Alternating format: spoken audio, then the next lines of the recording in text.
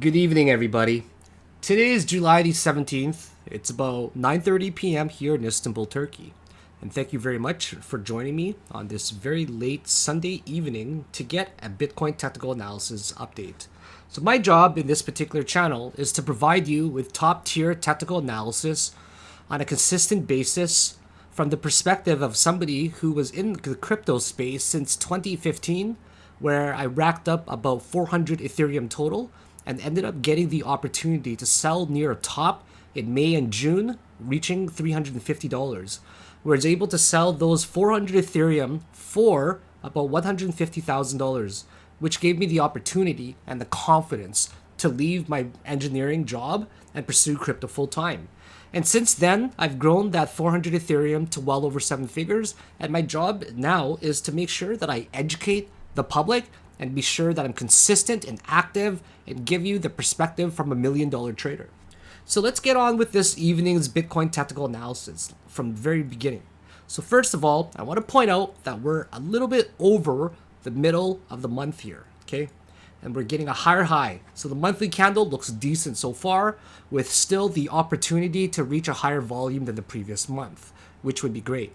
The weekly is the most important part right now that I see. In about 6 hours, we're going to get a daily candle close. And this daily candle close is incredibly significant. This is what we call a Dragonfly Doji. A Dragonfly Doji is symbolized by a long wick going down, a short wick going up, and a very small body. It shows that the bulls and the bears have fought between this particular range. Specifically, the bears have pushed to the downside 9%. The bulls pushed them back up about 10%.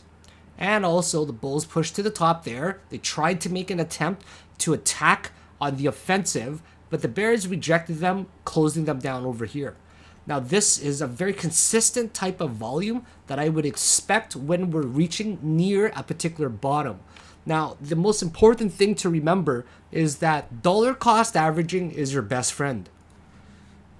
You're not likely to catch a bottom. In fact, catching a bottom is extremely risky and it's also rare. If you happen to time it, it's probably a great deal of combination of luck and a little bit of skill, in my opinion, okay? The best traders that I know, they don't try to time the bottom. Dollar cost averaging, it's not financial advice, but it's what I personally do. And the reason that I do it is because I know that it's going to be incredibly difficult to catch a bottom. And because of the uncertainty of where the bottom is, it's in my best interest to always keep buying on a weekly basis. That's one criteria that I set for myself. Every week I will buy about $5,000 of crypto, no matter the price, after we have reached a significant dip. And the second criteria is buying on a major dip. So for example, when we're in a major bull market, dollar cost averaging, you might want to ease back on it because you've missed your opportunities. Therefore, you should move to the second criteria, which is wait for a really large dip. So when a large dip happens, and also every week or so, you can decide the interval and the amount to dollar cost average. And what this guarantees with DCing is that you won't catch the bottom. But when the bottom is in, at least you have bought enough to be in the game. Now, we don't care about these 10, 20, 30% moves. If you're in crypto, you're in it for a long run. You're in it for the 1, 2, 3, 4, 5, 1000% gains. So these small movements of 30% shouldn't ever dissuade you. For the first time in crypto history, for Bitcoin wallets, reaching more than 1.0 Bitcoin has actually reached an all-time high. Not only that, we're at an all-time high for the amount of Bitcoin addresses as well.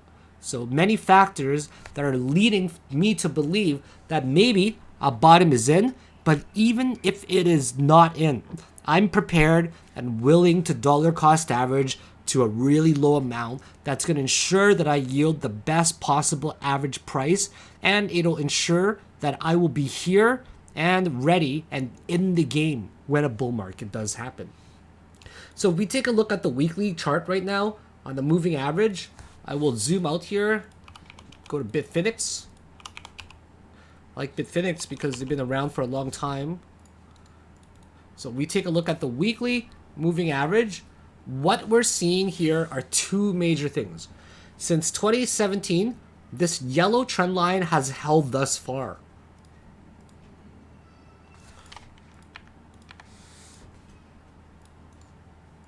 I'm not sure why it's upside down when I choose the arrow up, but you see what I mean.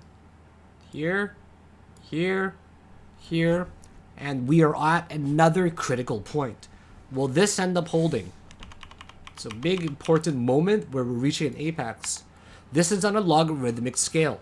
Always make sure you're using a log scale when you're doing analysis on a high time frame over a long period of time.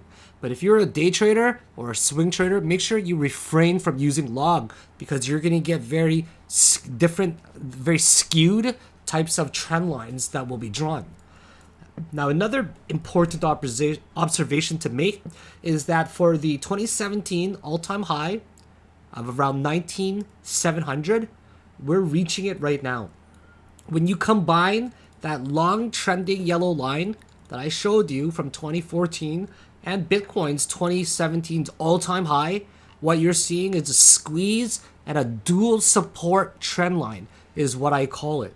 Now, when we also combine it with a weekly Dragonfly Doji that shows that the bears have tried to drive down the price, but the bulls rejected them by pushing them back upwards above not only the yellow line, but also above the white as well, above the dual supports. We're seeing that the bulls are absolutely in control right now. Now, one of the most important parts that I must point out to you right now is that Bitcoin, as it stands, is at the 200 moving average. So because Bitcoin's at the 200 moving average, the 200 moving average has held thus far since 2014 actually. This is supposed to extend down to over there, okay? But for the first time in history, we've trended below this 200 moving average. Now, if we were just to extrapolate for those that are unfamiliar with this term, or English is not your first and primary language, it simply refers to just kind of, based on the data that you have now, just keep drawing the line as if it were to continue. Based on the extrapolation of the 200 moving average, we can probably expect it to be something like that, perhaps. Okay? So based on here, we can see that a possible resistance is around the $22,700 region. Now, because of the combinations of factors that we see, such as the 2017 all-time high, which is the white line, the yellow trend line that has been held for an incredibly long period of time, like that, the weekly candle as well, that's a Dragonfly Doji. There's, excuse me, no doubt in my mind that Bitcoin is now going to make an attempt at this particular resistance. That will now be a major resistance that we will see at the $22,700 region. So once again, the combinations of factors, the long trending yellow line that has been a trendline support, 1. 2 will be the weekly candle that we're getting right now. That's a Dragonfly Doji. And 3, we're also getting this 2017 all-time high that we're bouncing above it. So based on these factors, it would be very logical to assume that the next big break that we had was the 200 moving average on the weekly chart. And because we fell below it for the first time in 8 years, and because we're bouncing above these key critical regions, it's very likely that we are about to try to hammer at this resistance and possibly get a break. So in my opinion, we're probably going to be here for a while, okay? Now, another really critical part that I want to tell you about Bitcoin is this particular trending line right here since April. Trend lines are your friends, okay? They demarcate. That's just a fancy way of saying they section off the regions of interest, okay? And that is an important part to always be aware of, okay? Let me just show you right here. So you want to notice the difference. To give you an example, if you're in a log scale, this is what you're going to see. Don't draw on a log scale for lower time frames. So you couldn't get a trend line that was accurate on a log. But if you go off of log, what you're going to see is that we got a trend line that's looking just like this right now. Now we can see these major intersection points from all the way at the top, which forms a strong resistance that Bitcoin is having trouble breaking right now.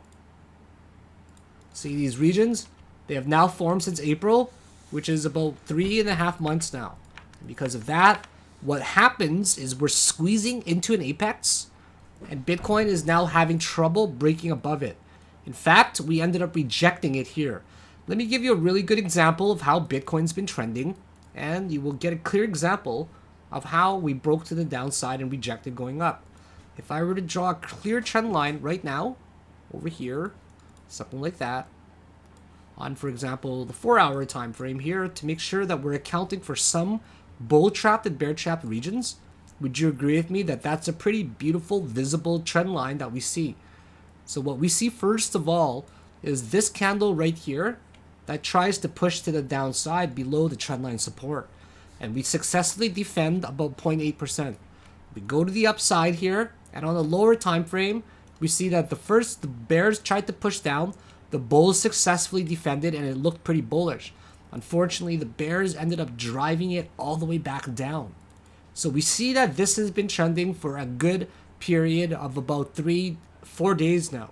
And because we broke this major trendline support that is held, while we were attempting to squeeze this particular apex and break to the upside, this is very symbolic of the market reacting, and the bears have now taken over. Okay, so we had a chance to reach that apex from April. Okay, from April we had this chance right over here to break to the upside. Do you see it?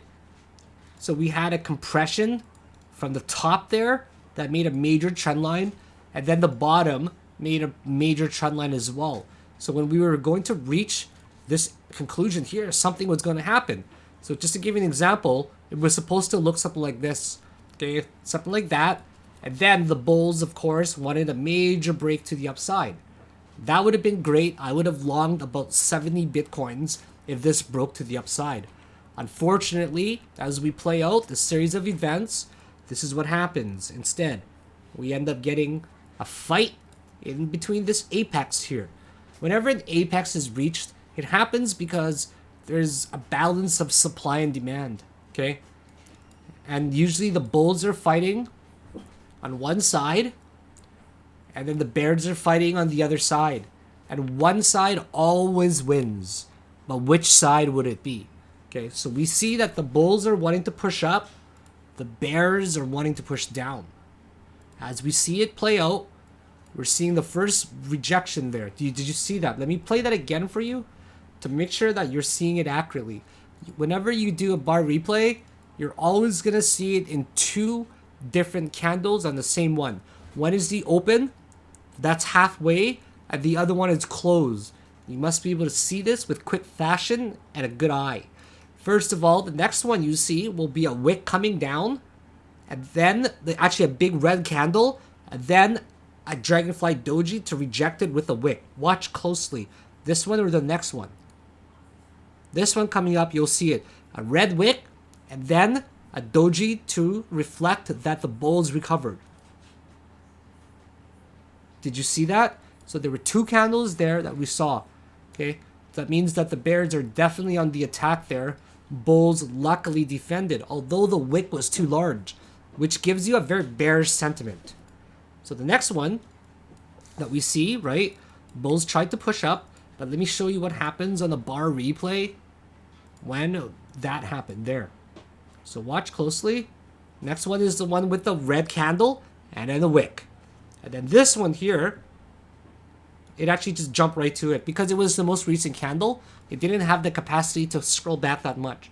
So now that, unfortunately, we got a rejection, there's only one question on my mind. And that question is going to be, okay, is this here an ascending triangle in the making where we're just getting some wicked off regions and getting some higher lows? Is this an ascending triangle, okay, that we're seeing? Would you agree with me? That looks like an ascending triangle. Okay? Or is this right here a channel?